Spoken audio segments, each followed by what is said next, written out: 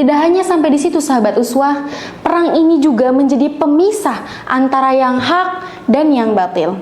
Maka diutuslah 1000 pasukan kaum kafir Quraisy lengkap dengan perlengkapan senjata perang.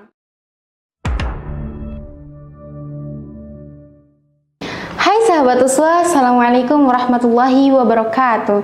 Bersama saya Fani Fadilah Mu'azzah yang insya Allah pada kesempatan kali ini saya akan bercerita tentang satu peperangan yang dimana perang ini menjadi penentu eksistensi dakwah Islam selanjutnya. Tidak hanya sampai di situ sahabat uswah, perang ini juga menjadi pemisah antara yang hak dan yang batil. Oke, sahabat uswah, ada yang tahu nggak nih apa nama perang ini? Ya, perang ini disebut dengan sebutan Perang Badar. Perang Badar terjadi pada 17 Ramadan tahun kedua Hijriah. Pada hari itu, suatu pertempuran yang akan mengubah sejarah Islam akan segera dimulai. Sahabat uswah rahimakumullah, Perang Badar terjadi dari ketegangan kaum muslimin yang berada di Madinah dan kaum Quraisy yang berada di Makkah.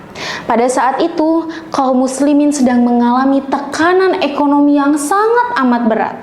Bahkan mereka rela meninggalkan harta mereka, keluarga mereka, demi mempertahankan keimanan mereka. Masya Allah, tabarakallah.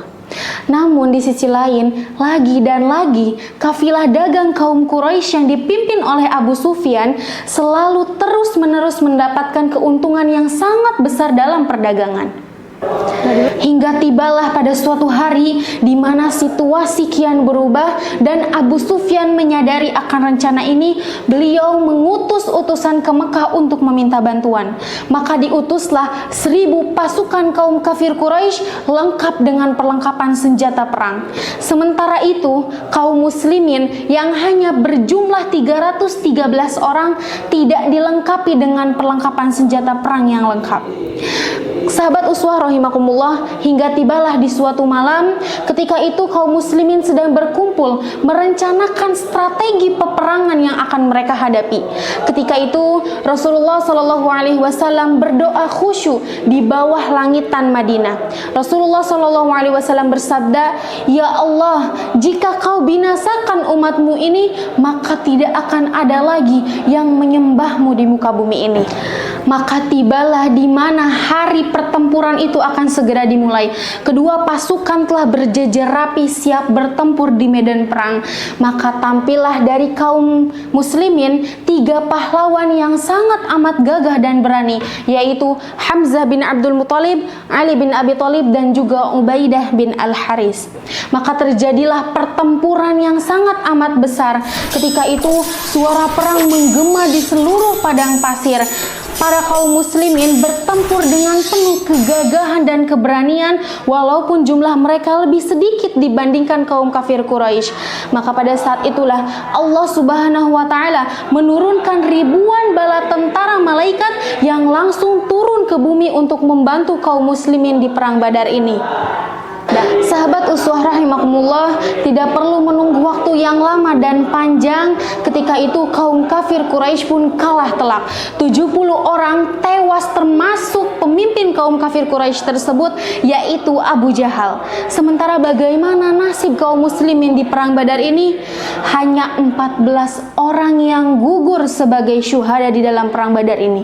Sahabat uswah rahimakumullah, kita bisa melihat bahwasannya kaum muslimin tidak hanya mendapatkan kemenangan fisik, melainkan mereka mendapatkan kemenangan keimanan dan Islam yang sudah mereka perjuangkan.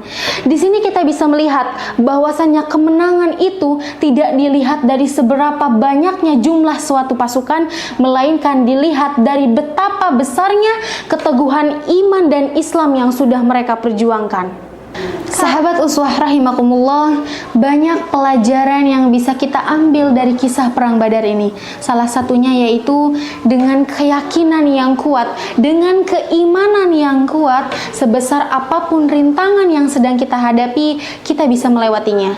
Ketika kita berusaha melibatkan Allah di setiap langkah kehidupan kita. Sahabat uswah rahimakumullah, sudah saatnya kita berada di penghujung cerita ini. Jika kalian mendapatkan kekeliruan dalam penyampaian, maka diperbolehkan untuk mengisi kolom komentar yang ada di bawah ini.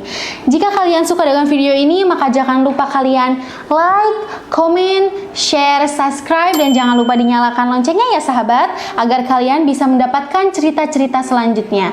Sampai jumpa di video selanjutnya. Ilaliko ma'assalamah. Assalamualaikum warahmatullahi wabarakatuh.